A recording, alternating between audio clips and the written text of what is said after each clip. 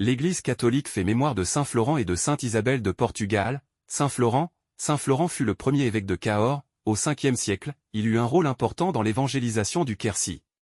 Nous en avons l'attestation, remarquable pour cette lointaine époque, dans une lettre que lui écrivit en 405 saint Paulin de Nol le félicitant amicalement de son excellent travail apostolique. Florent vient du latin florent, en fleur. Sainte Isabelle de Portugal, les doux prénoms d'Élisabeth et d'Isabelle signifient en hébreu la maison de Dieu. De nombreuses saintes ont sanctifié ce nom, depuis Élisabeth, mère de Jean-Baptiste, à Élisabeth de Hongrie. On fête également la bienheureuse Isabelle de France le 22 février. Notre sainte Isabelle ou Élisabeth d'aujourd'hui était reine au Portugal, à la fin du XIIIe siècle. Elle est l'épouse du roi Denis, avec qui elle aura 2 enfants, Constance et Alphonse.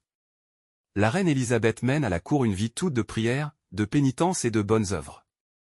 Son époux Denis est un roi remarquable, attentif à la justice jusqu'à la sévérité. La reine Isabelle, associée à ce règne important, y apporte douceur et modération.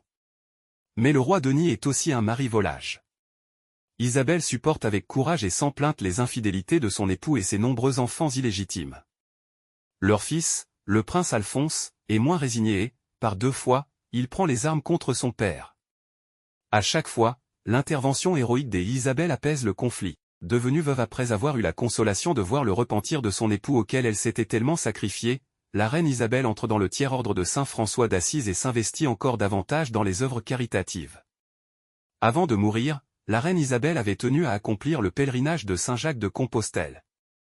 Abandonnant la cour royale, elle s'était retirée dans la simplicité et la pauvreté au monastère des Clarisses de Coimbra qu'elle avait fondé. C'est là qu'elle rejoint le Seigneur de toute paix ce 4 juillet 1336. Ce 4 juillet on peut fêter aussi les Babette, Bettina, Élise, Liliane, Lise. Saint Florent et de sainte Isabelle de Portugal, priez pour nous.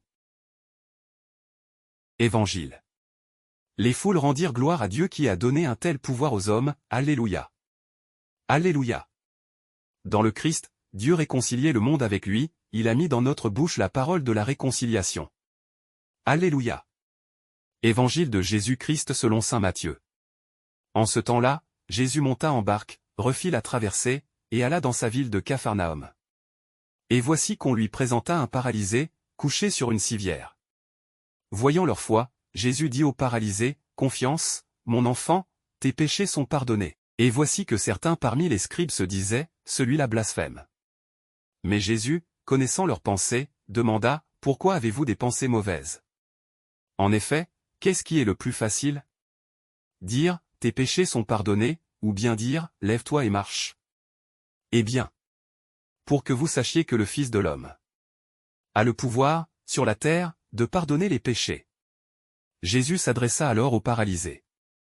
Lève-toi, prends ta civière, et rentre dans ta maison.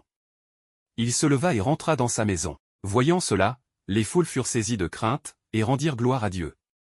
Qui a donné un tel pouvoir aux hommes? Acclamons la parole de Dieu. Louange à toi Seigneur Jésus.